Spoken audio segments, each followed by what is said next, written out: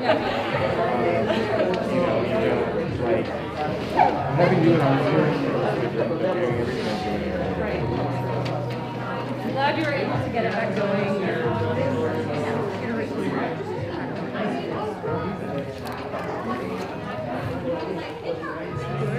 No, like whatever. Yeah, I feel glad to be here.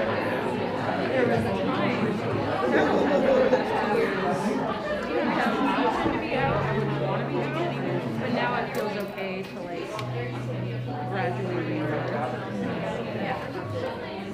I do have a lot of really happening things like after tonight, this is it for me, you know? But yeah, part of that's probably also just fun too.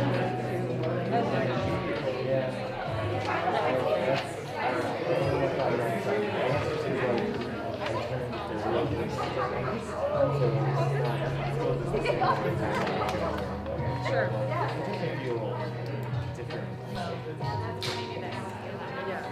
What? You mean a life-altering global event changed you? Wow. Get us together. That's really good to see all three of you. Really good to hear.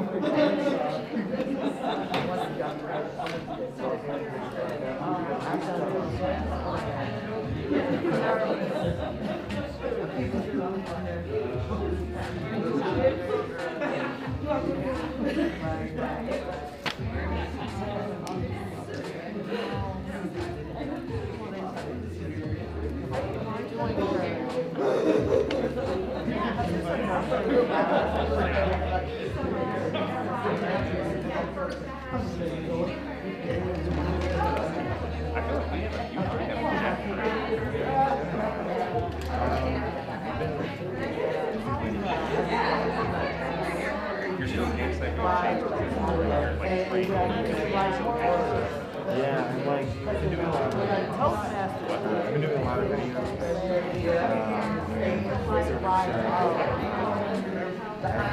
Start writing theme questions. That's new. Like I never had to do that before. And there's like surprisingly more to it than I thought.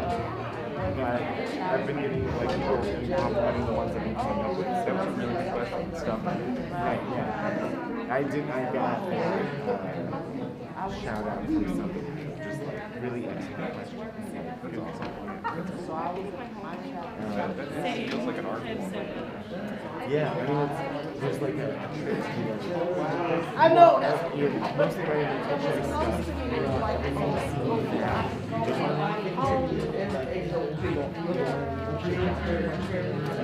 Answers they're like, it's obviously not that one, whatever.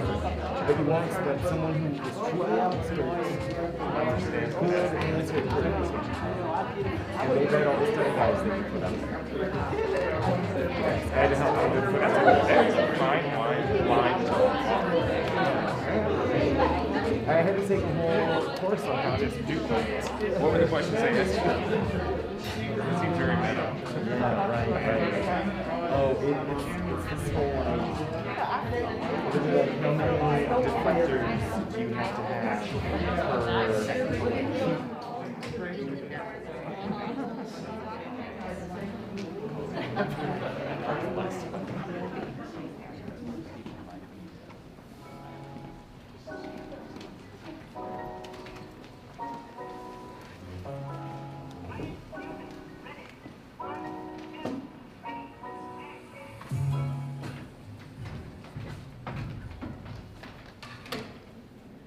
Hello. Hello. Welcome.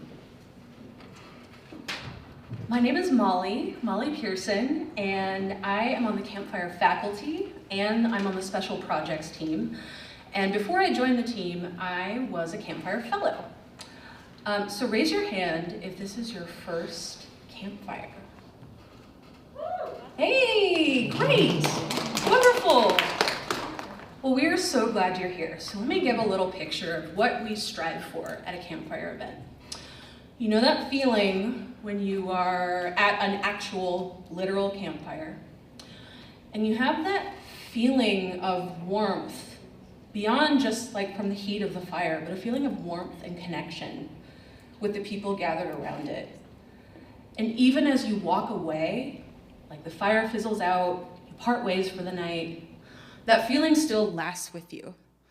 That's what we strive for at our live events. So we're so glad that you're here and that you're joining us tonight. Campfire facilitates spaces that inspire us to own our stories, illuminate our collective wisdom, and connect us to shared humanity. So what are you in for tonight? Well, tonight we're going to hone in on a specific theme of intimacy and connection. And there are a few reasons for that. So intimacy is a feeling of closeness, and connection is how we get there. Intimacy and connection are two things that have been extraordinarily difficult for us to experience over the last 2 years. So we were directed to literally stay away from each other. And so tonight, we want to cultivate feelings of intimacy and connection with our stories and with ourselves in this space. So tonight, as we gather around the campfire, for the first time in person in more than 2 years, let's just acknowledge that for a minute. That's exciting. We want to celebrate intimacy and connection by sharing with you all what we've been up to in the digital realm. I'm really proud to be on a team that, with grace and empathy, pivoted to continue doing what we do online. But that said, being in person is different, and we're excited to be here. So tonight, you're going to hear from 3 storytellers who completed advanced storytelling online. They went through the whole 6-week class, delivered their capstone on a computer screen. But tonight, they're telling their stories in person for the first time, so we're really excited. And we're excited that they agreed to brush up on their stories that they told months ago on a computer screen, and to be here tonight to tell them on stage. So let's give it up for them.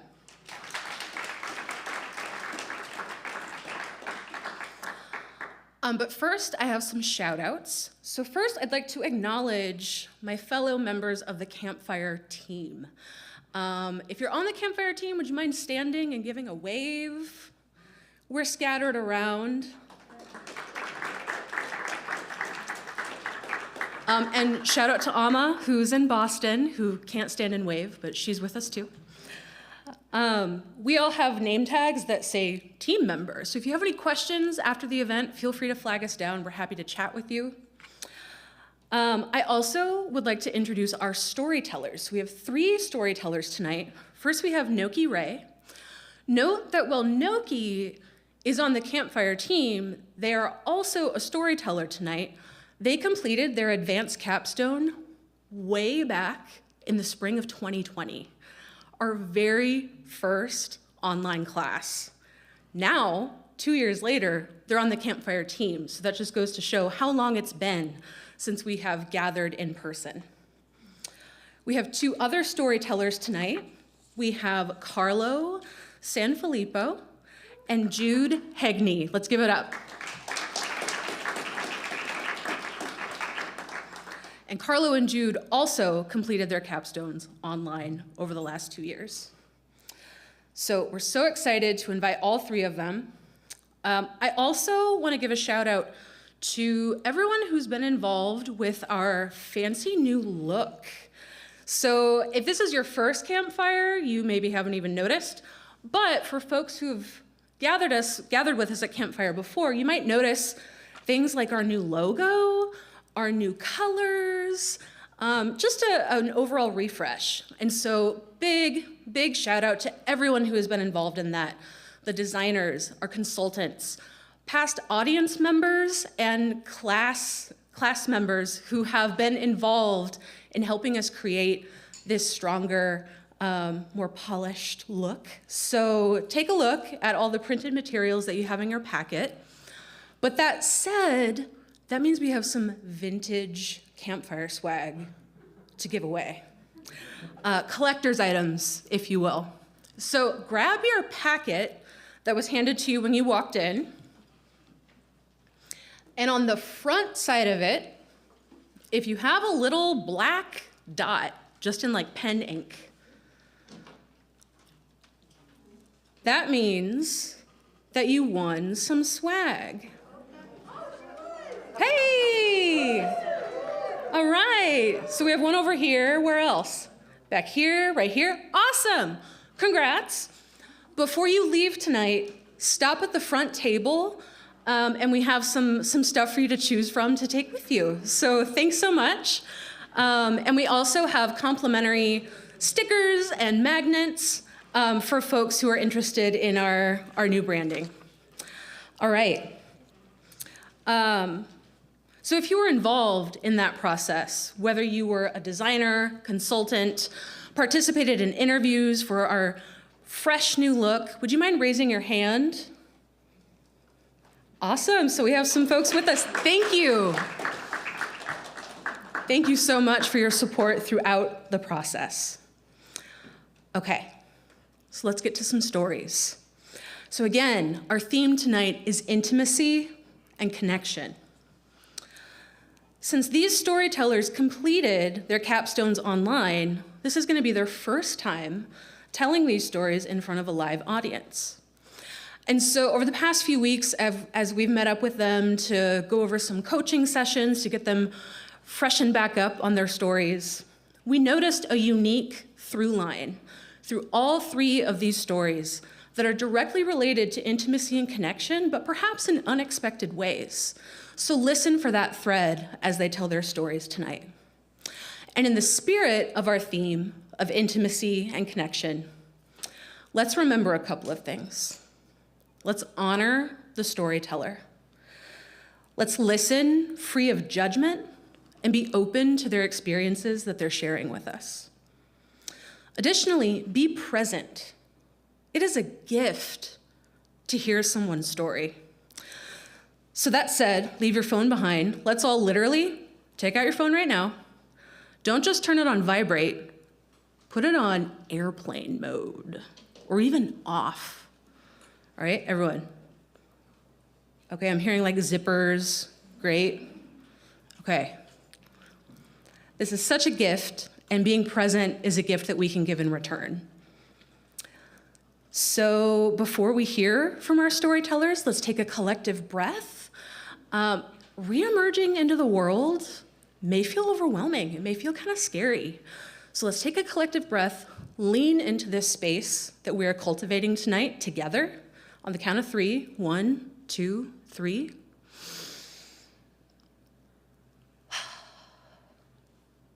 All right, let's get started. First up is Noki.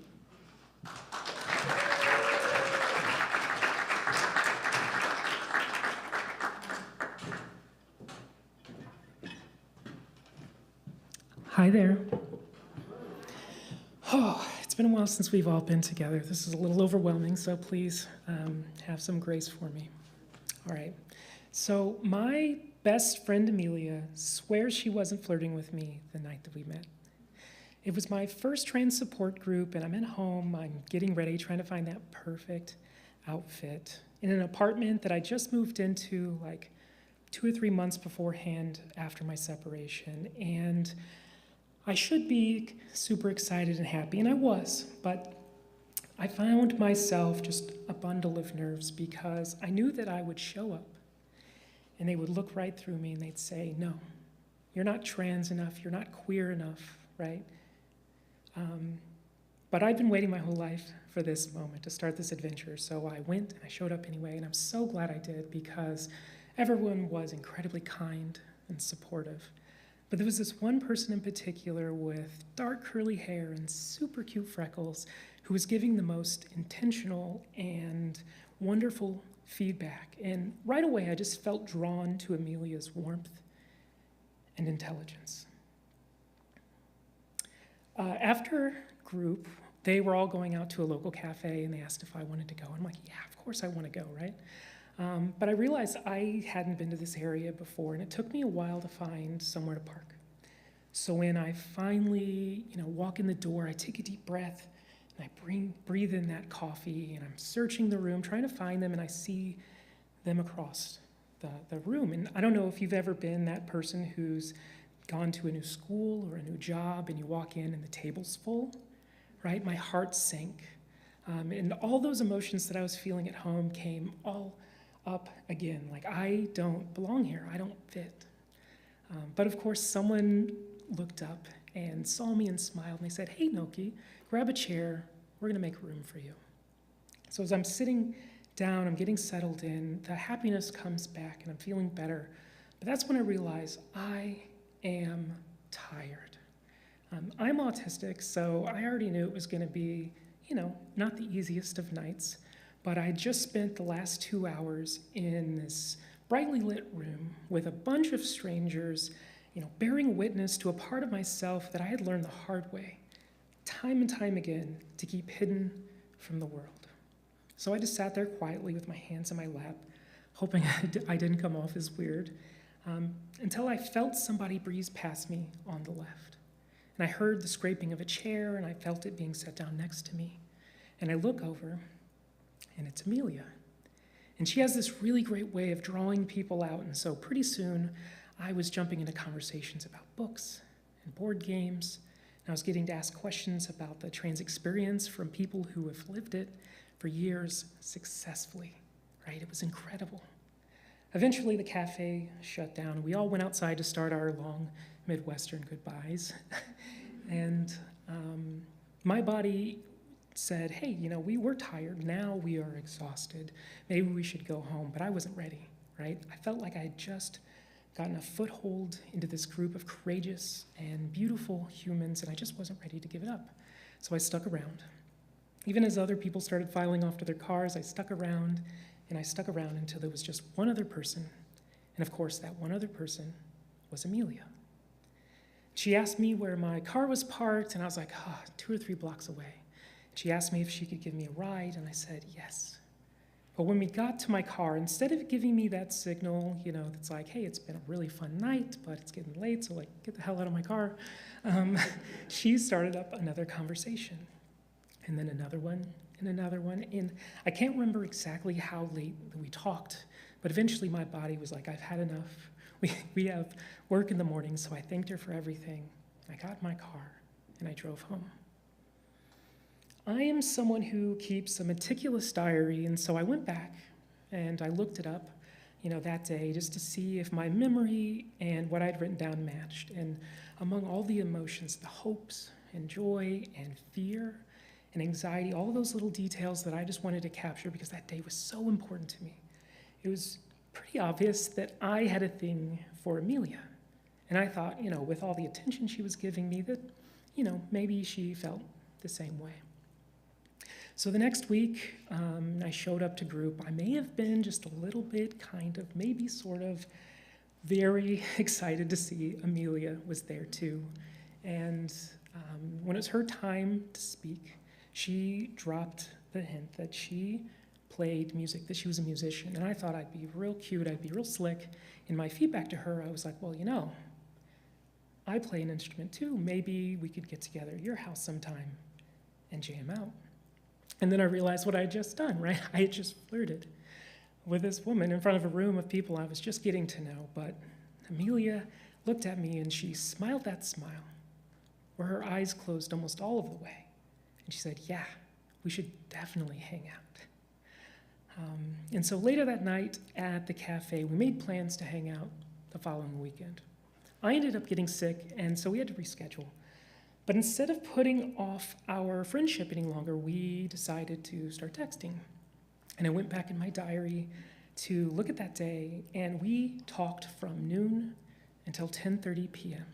And the last line in that entry said, I can't be 100% sure, but this definitely feels like flirting. And so, we kept talking throughout the week, and the day finally came. And I'm in my apartment once again, getting ready, trying to find an even cuter outfit because this is, really important. And this time, there's no anxiety. I'm feeling so good. I'm happy and I'm excited until it comes time to pull out my instrument and pack it up. And then I realized maybe this wasn't the best choice, and the anxiety comes and it grips me again because Amelia is a real life musician. She plays multiple instruments well. She's been in bands. She's recorded albums. Yeah, like with a Z at the end, right? They're on Spotify. I was the kid with the little Casio keyboard, just self-taught, and I hadn't pulled it out in years. I'm like, what was I thinking? This was the worst flirt I could have chosen, the hubris, right? And so when I get there, instead of, when I get there, Amelia comes out and she's like, okay, grab your equipment and bring it down to my rehearsal area, in the basement, all fancy, and we'll get set up and get started. I'm like, well, wait a minute. Instead of doing that thing that we've been talking about and planning and scheduling and rescheduling and for 2 weeks, right? Instead of doing that, why don't we stay up here and talk and get to know each other? She was so great about it.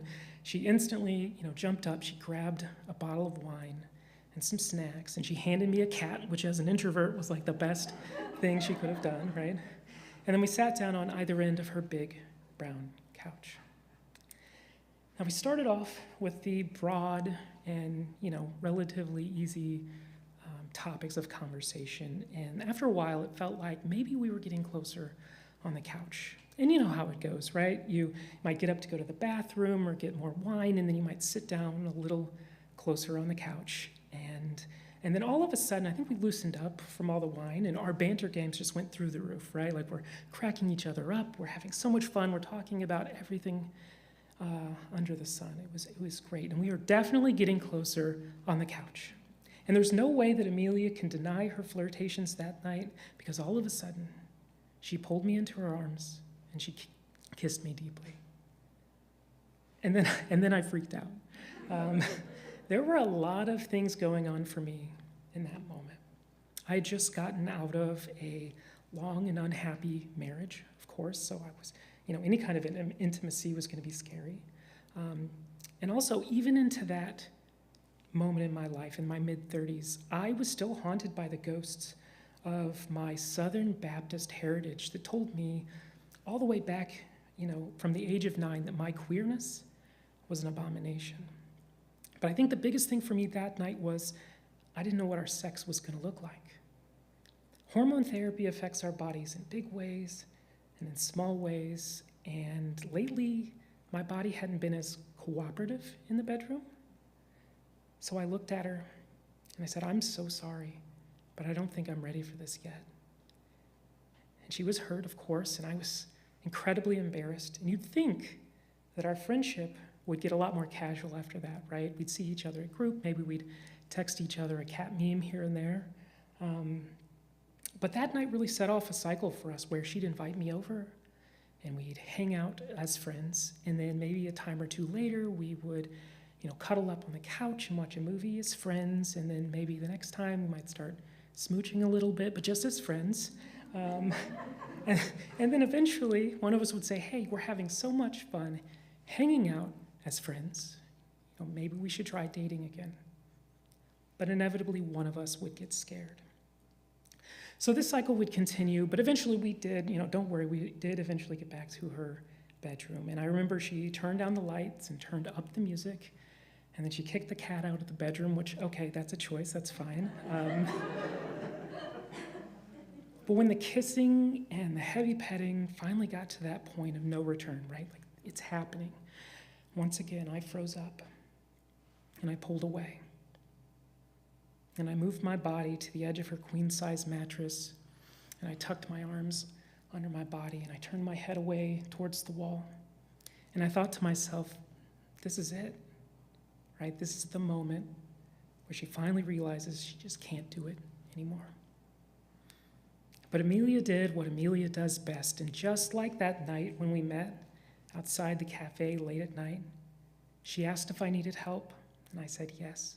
And she asked if she could touch me, and I said yes, so she put her fingers on my back, soothing me, caressing me, and I remember turning my head towards her and smiling, so she picked up the pace.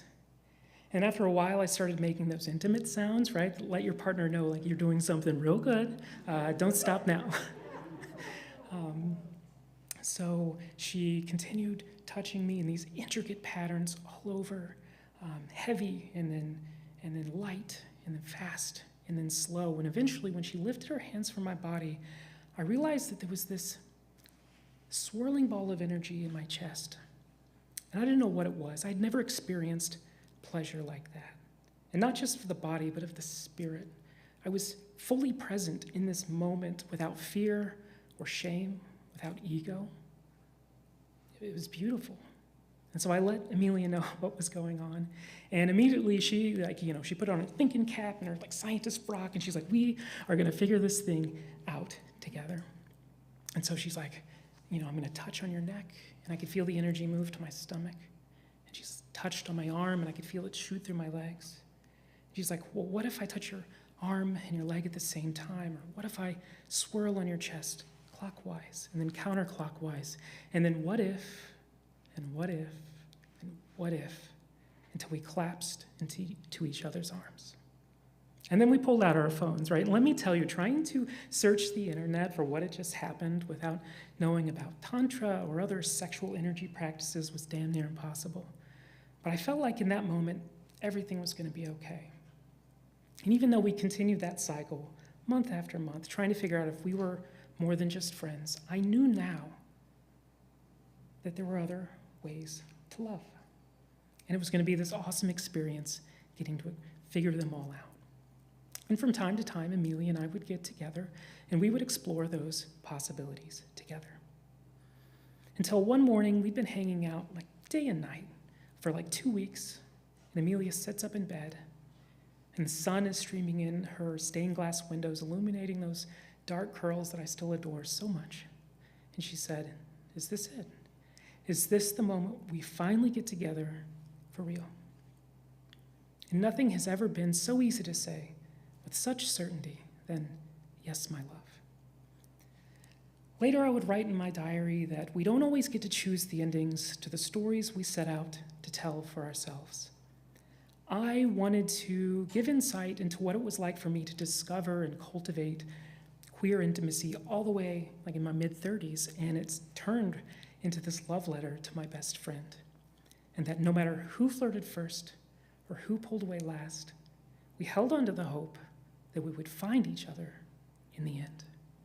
Thank you.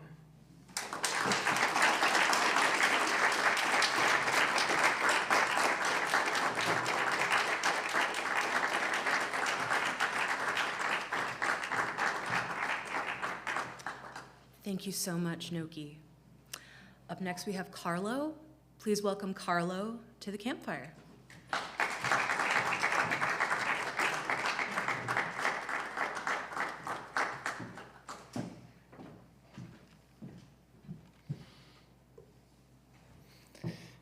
This is certainly different than sitting on my bed on a Zoom call. So have you ever had someone try to tell you a story or try to explain something to you that in the moment you knew it was important, but you couldn't quite understand what it was they were trying to tell you? What was the meaning? What was the purpose? But you could grasp its importance. And so because of that, you held on to that for years, or maybe it held on to you and carried along with you as you went through your life. I had that experience with something that my Sicilian grandmother, Rosalia, tried to tell me once. And it was over three decades later when I was diving into a series of passions and things I was excited about. And I began studying through the life of the Italian Baroque artist Caravaggio, that I accidentally discovered what Rosalia tried to tell me. And so when I was born, my grandparents had lived in America for 50 years, and they moved here when they were 19. But after 50 years of being in the U.S., like many immigrants, they because of their social circle and their family, they hadn't really had to fully master English. And so, the Sicilian was still very much part of them and their lives. And when we went over to their house, it was very much, as a child, a foreign experience. I mean, so much about that experience was just different and unique. From the moment you walked in, the furniture and the decorations and the sounds and the smells and the tastes and the food, and certainly the language was always a struggle to understand. And I remember just listening.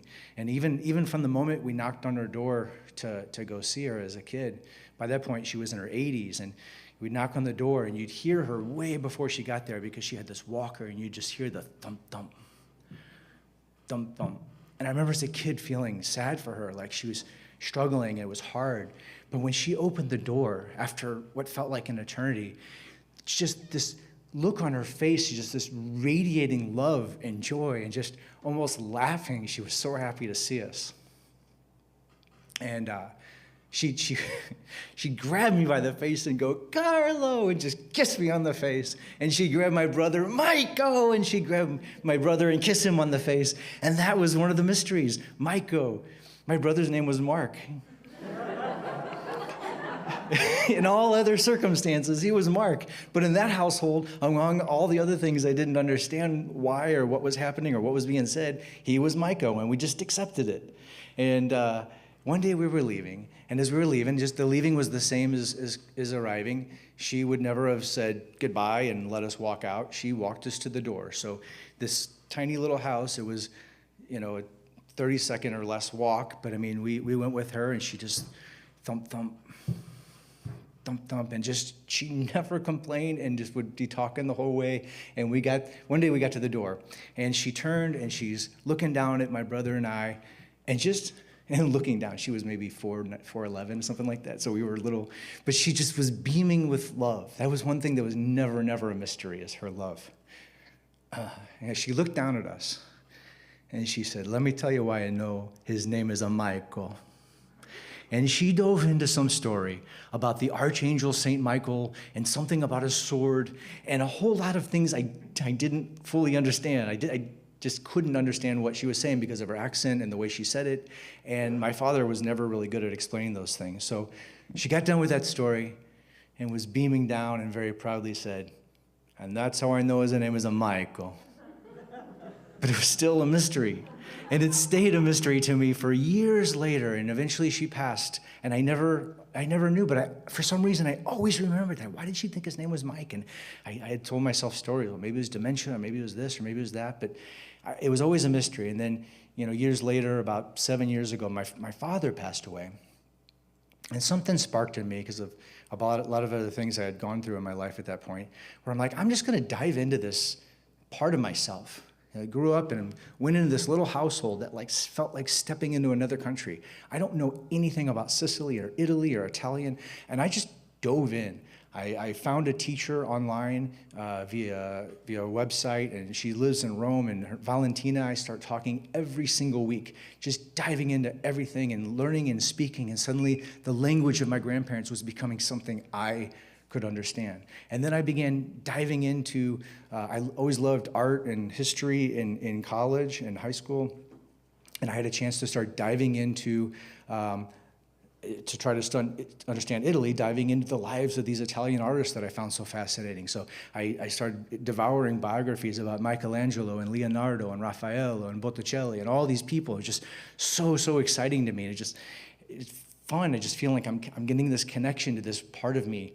And eventually I made my way to Italy, and I was in Rome, and I got to meet Valentina. And Valentina was kind enough to give me what felt like this backstage tour where we're going through Rome and these little side streets and the little piazzas and little nooks and crannies that you might not see if you were there for your first time. And we turned the corner at one point. She's like, "Oh, we have to go into this church." And, I'm on this journey, and I'm, these mysteries of my childhood and the sounds and the smells and tastes are all around me. triggering all these memories and all these just connections back to Rosalia. And we go to this church, and I noticed the name of the church is, so La Chiesa is church in Italian, La Chiesa di San Luigi de Francese, which is the Church of St. Louis of the French. I'm like, that's kind of fun.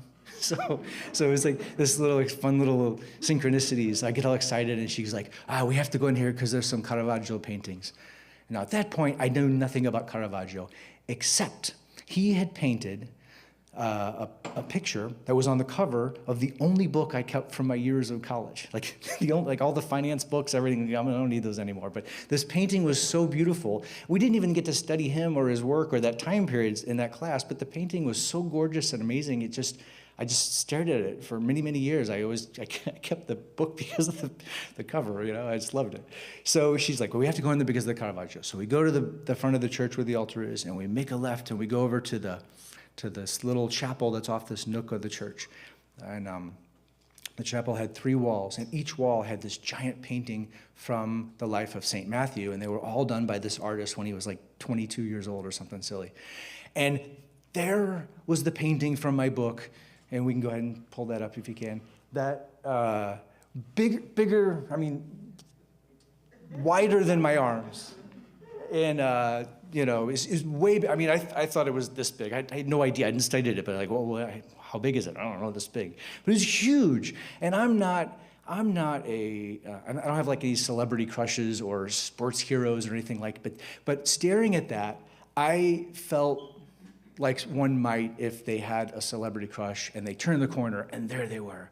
I was just in awe of this thing. And it tells the story when Jesus on the far, you're right, is standing in the corner and runs into St. Matthew, who's the tax collector, and says, come with me. And it's this whole story, I could do a half-hour thing about that, but this whole story of all these things that are happening, it's the first time a biblical story was painted in clothing of that time period that had never been done before. And it's just all this wonderful things happening. And in real life, it was there, and all this emotion, I'm just struck by it. I stayed there as long as I could without feeling like I was being rude to Valentina. And eventually I left and made my way back home. And I'm like, you know what? I need to study this guy because I'm fascinated by anyone who's 400-year-old artwork that could stir me like that. So I did. I started getting all the books and audiobooks and podcasts and everything I could about this fellow. And one day I'm driving along and listening to one of the audiobooks. And this author said something that none of the other authors had said before, which was Caravaggio was not the artist's real name. That was his nickname. He was born in this little town of Caravaggio, was up near Milano in the northern part of Italy. And there's a lot of Italian names that are they use the same names over and over again. So Michelangelo, Leonardo, Vincenzo, Santo, Salvatore, all these names. So people get nicknames, especially back then, of like where they were from to kind of this is the Michelangelo that's from Caravaggio. Okay, so the other thing you need to know. So his name was Michelangelo Merisi. The Italians still do this. They often will name their children in a certain pattern where the firstborn son's named after the father's father, the firstborn daughter is named after the mother's mother, and then after that they start picking and choosing from aunts and uncles that they like. So each family has sort of this limited pool of names that are that family's names. Well, Michelangelo was not a Merisi family name. So why did they pick that? And the author was going into the specifics of this. He's like, well, he was born on September 29th, which is the festival of St. Michael. And even especially back then, the plague was still a thing. The infant mortality rates were really high. So anything remotely auspicious that happened on your child's birth, you did not dare ignore that. So he had to be Michelangelo because he was born on September 29th, which was also my brother's birthday. And I'm driving along, and I kind of blanked out for a second because I'm like, that's what Grandma was saying. That's the story. She was trying to tell me this, and it was something about St. Michael, and that's it. So he had to be Michael. There's no other choice. He was Michael. And so she told me this, and I just got such great joy. I felt like she was sitting there with me, smiling at me, just looking at me like, and that's how I know his name was Michael. I knew it now. I could feel her love. I could feel this connection for 30 years of time period with her, and through hundreds of years with this artist who had nothing to do with her. But when, when my dad died and my mom had died recently, I just got to the point where I started saying yes to certain things in my life. I said, yes, I want to study Italian. I want to figure out this part of my life, and I want to dive into these things that were fun electives in college that I just have a real passion for. And as each time I said yes to something, it pulled me like a current towards other things that I had no way of seeing. I would go in that direction. So it's like one door would open and I'd find 12 more doors I didn't know existed. And I'd go through the next door and there'd be 12 more doors. And I really think that if we can make space in our lives for those things, there's so many people I've met that say, I've always wanted to play an instrument. I've always wanted to go to Machu Picchu. I've always wanted to read this book. When we say yes to those things that our heart is calling us so strongly to, you don't know what that's going to lead you to some new passion, a new career, some new life calling, the love of your life. You don't know what mysteries in your life it may solve in terms of your purpose or your past or your family or just yourself, and what joys that might come from listening to those things that keep gnawing at us of, I always wanted to do this, I always wanted to go there, I always wanted to try that. So that's what I learned, just diving in. When I dove into myself and dove in and connected with this deeper aspect of me, then all of a sudden, all these parts of my life that had been strange and foreign and I couldn't understand them, suddenly made sense to me. And suddenly, even the words from my grandma from 30 years ago were clear. And so I want that for everybody, to just say yes to something that's calling to you, and follow your dreams and enjoy your journey. Thank you so much. All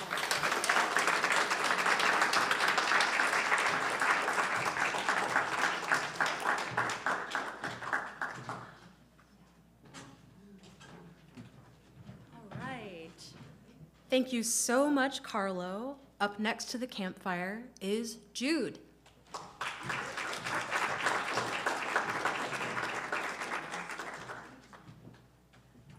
Okay, being last is hard. I mean, they were fabulous, weren't they?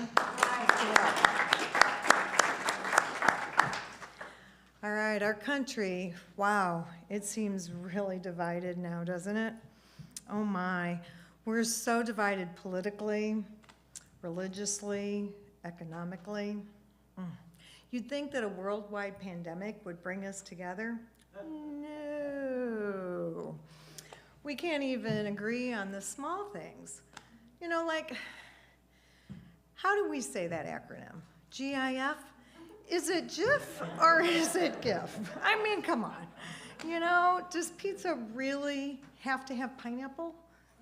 And I don't know about your household, but mine, the age-old debate on whether toilet paper roll goes over or under. Yeah, well, hey, but I got some good news for you, because after a lot of meticulous research and a lot of data collection, I have discovered the one thing that everybody in the entire world can agree on. We're all sick of COVID. Yep, come on, yeah.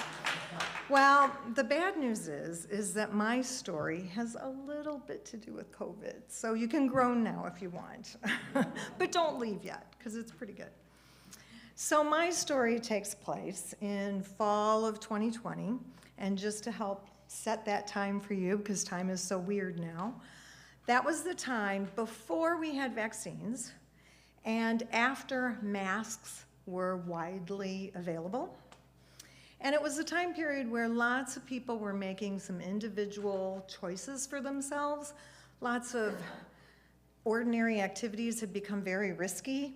Some people were letting their hair grow out. Some people were cutting their own hair. Some people were putting on a mask and going down to great clips and crossing their fingers.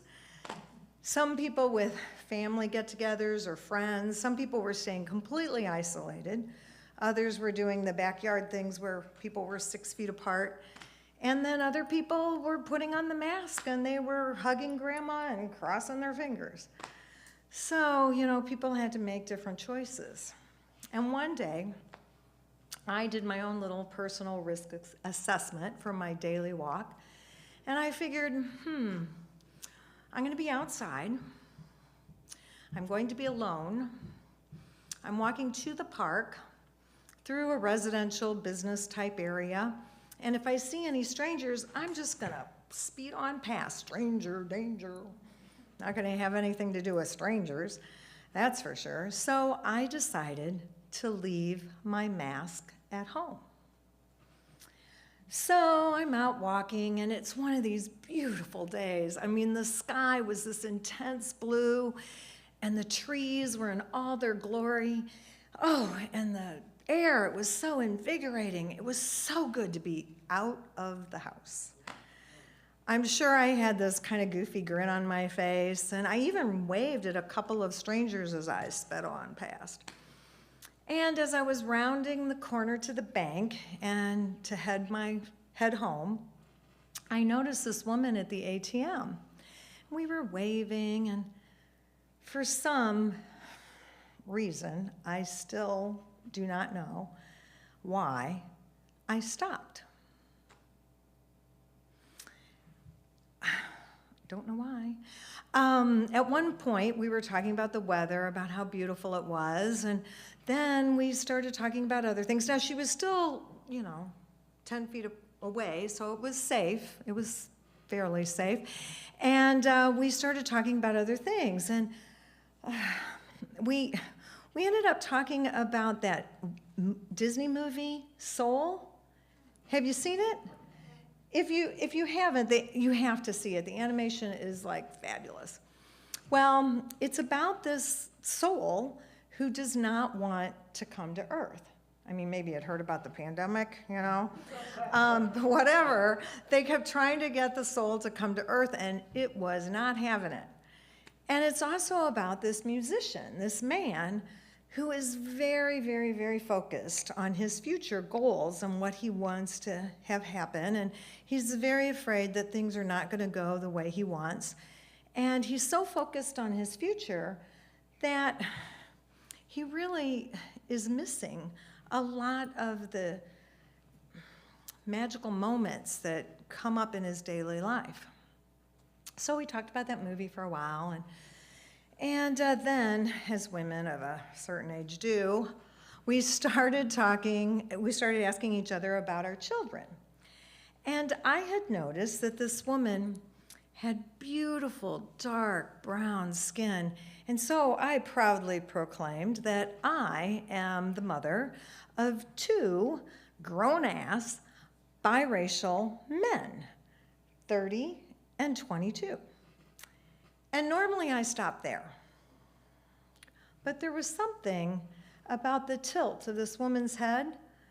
Maybe she realized that there was a big 8-year difference between my boys. And so I continued, and I told her that I lost a baby in between my sons. And I didn't even know if my baby was a girl or a boy, but I had decided to name my baby Grace. And I always get a little choked up about Grace when I talk about her, even after all these years, because I, like a lot of women who have had a miscarriage, carry around some misplaced guilt. Maybe I should have stopped jogging sooner. Maybe I shouldn't have painted that rocking chair. And this woman, this stranger, she noticed my discomfort, and she said to me, maybe Grace is like that soul in the movie. Maybe she didn't want to come to Earth. Maybe it was her choice. Maybe it wasn't your fault.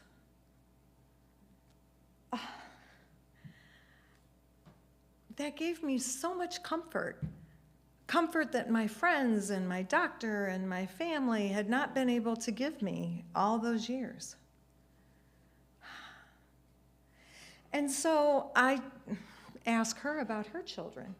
And she said that she too was the proud mother of 2 grown-ass black men.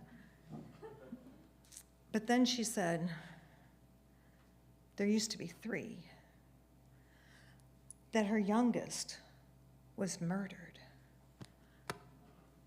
Oh my God, what do you say? I mean, I blathered something, hopefully consoling, hopefully not too ridiculous, but she noticed my discomfort, and she said, it's okay. He wasn't meant for this world. And then we started talking about this world. Oh my God, and how hard it is to be mothers, especially mothers of black boys. And we talked about how often we would be fearful when our boys would leave the protection of our homes and would go to school or to work or to a protest. And how often we would stand at the window at night waiting for them to come home and imagining horrific things that could be happening to our babies.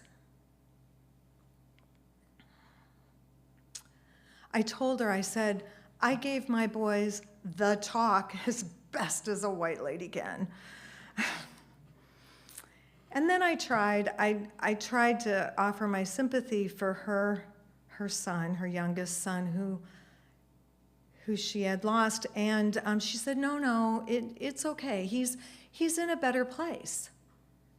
And then she said, hey, maybe your grace is in the place where babies are before they're born, and maybe my son is in the place where people go when they die too young. And maybe they can talk to each other, and maybe they can keep each other company. And again, I felt this wonderful sense of comfort from this stranger.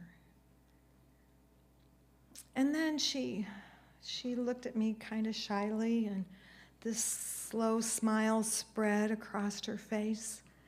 And she said, "May I have a hug, please?" Stranger danger. I can't hug her. I don't have a mask. She doesn't have a mask. We're in the middle of a pandemic. Oh my God, we're gonna die. And then, as quickly as that thought went into my head, thankfully it went out, and I realized what the real danger would be, as if it would be dangerous if I became like that man in the Disney movie, The Musician, and to be so afraid of the future and what might happen that I would miss the magical moments of my present. And this definitely was a magical moment. So I hugged her. I might have crossed my fingers, but I hugged her for a long time. And as we stepped apart, I noticed her van in the parking lot, and on the bumper was a Trump sticker. And then as I walked away, she said, "God bless, have a blessed day." And I thought, wow, we are really different politically and religiously. And then I went, no. We just shared our motherhood, our grief, our humanity. We couldn't be more the same. And that was such a comforting thing for my soul. And so I invite you, if the next time you're with somebody, you find yourself in the company of someone who you think is wildly different than you are. I encourage you to look hard, dig deep. Look for the things, for the ways in which you're the same. Look for your shared humanity. I guarantee you it will feed your soul. Thank you.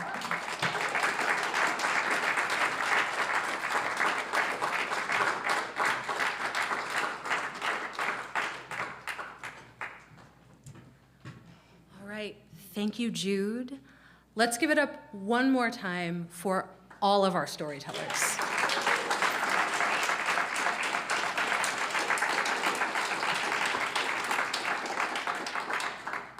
And that was so special for me, having seen them online and now up here on stage. What a night. So you heard from Noki about the power of physical intimacy. You heard from Carlo about the deep meaning of connection across multiple generations and culture. And you heard from Jude about a moment of unexpected intimacy from a total stranger. Now, it's your turn. I invite us all to take 30 seconds to close our eyes and to think of a person who has brought you a sense of intimacy and connection over the last 2 years of the COVID pandemic. Think of someone who has given you the gift of feeling close and connected during a time when we literally had to stay away from each other. So let's take 30 seconds in silence. I'll keep time. Think of that person. It could be an object or a place too. 30 seconds.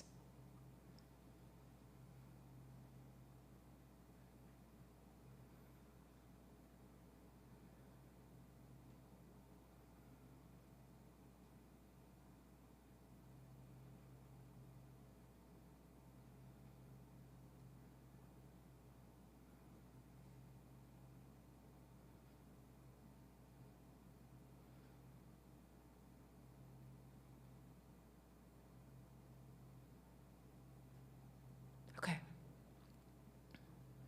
Now with that person or that object or that place in mind, really dig deep. Think about what this person, place, or object gave you. Was it something an important person in your life did for you, said to you? Is it a certain place that made you feel part of something larger than yourself, like a favorite hike? Or is it an object, like a cherished family photo album that helped you feel connection? I'd like to invite 3 people to share and put that person, place, or object into the space tonight.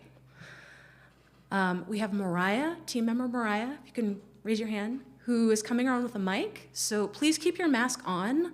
Mariah will hold the mic for you to make sure that we can hear you. But do we have 3 people who might like to share and put that into the space?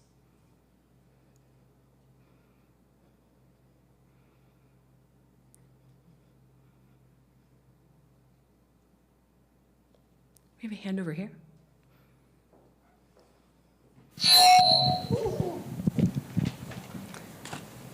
Do I hold it? Yeah. Okay. Hi, I'm Gabriella. The person who I thought of is a friend named Taylor, who became a big sister to me here in St. Louis. We have a lot of shared identities, and she was the first person who I met who I didn't have to worry about the kinds of questions I was asking. I could ask them with no judgment and know that someone had heard that before, had understood that story. So that's who I'm holding close. Thank you, Gabriella. And thank you to Taylor. Would anyone else like to share? This is a challenge by choice environment, by the way. There's 0 pressure.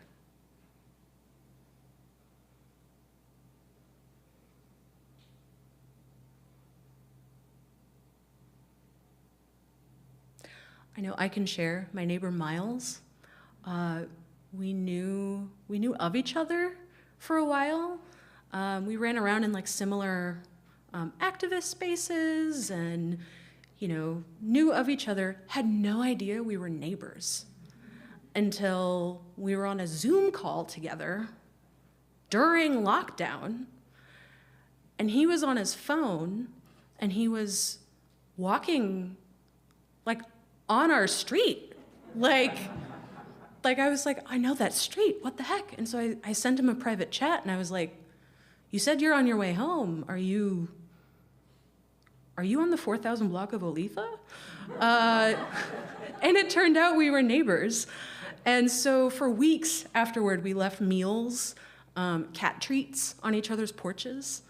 It was just really special to make a new friend during that time. This was like early pandemic too.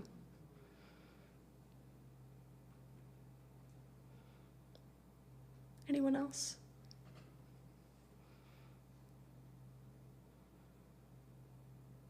All right. Well, with your person, place, or object in mind, I invite you when you leave tonight, consider telling that person, thank you for giving you a feeling of intimacy and connection. Again, during a time when we were told to stay away from each other, and intimacy and connection was hard to find. So putting some gratitude into the space or to that person can go a really long way and to help carry us through. So we've reached the end. A few last things. I do want to mention, if you enjoyed the stories you heard tonight, we have an intro to storytelling class starting on May 1st, so in just a few weeks, and who you heard from tonight, Noki, is teaching it. So if you liked what you heard, yes! So if you liked what you heard, please do check it out. Consider signing up. Do we have folks who took intro? I know we have folks who took intro with us. Yes. All right, I see a few hands. Excellent. So that starts on May 1st. You can find out more details at our website, campfire.com, which is cmpfr.com, Campfire, just minus all the vowels. We will also be sending a follow-up email after tonight with photos from this evening and some highlights of some special moments. And then, of course, we want to give a huge thanks to our venue tonight, Hilo, which is supported by the Kranzberg Arts Foundation. Such a special space. We're so glad for our first in-person event in more than 2 years to hold it here. Please make sure you tip your bartender on the way out. For those of you who have a little time, feel free to linger, chat with us, ask us questions, or just enjoy the space. But until next time, have a good night.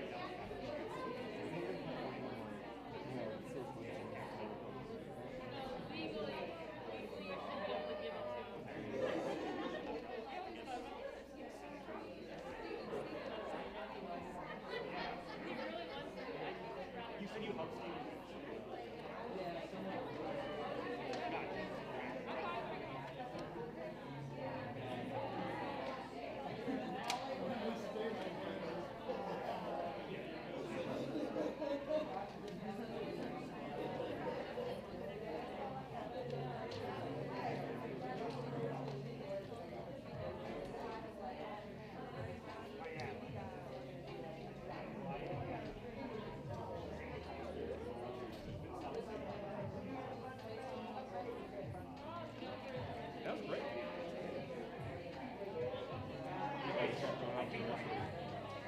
Makes it so that like Much plan right now. I did. for me it kind of makes it easy to get into things. I have a tough audience. I was middle school, so you know, like it's kind of like in a way like There's nobody else. Well, sure.